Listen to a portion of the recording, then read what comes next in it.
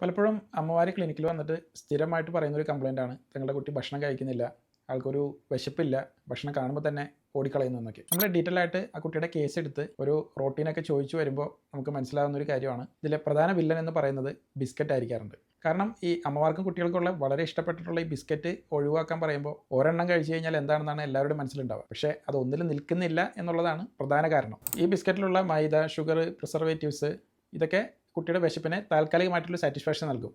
അതുകൊണ്ടാണ് ഭക്ഷണം കഴിക്കേണ്ട സമയത്ത് കുട്ടിക്ക് വിശപ്പുണ്ടാവില്ല. സോ ഈ ബിസ്ക്കറ്റ് ഉണ്ടല്ലോ എംപ്റ്റി കാലറിയാണ്.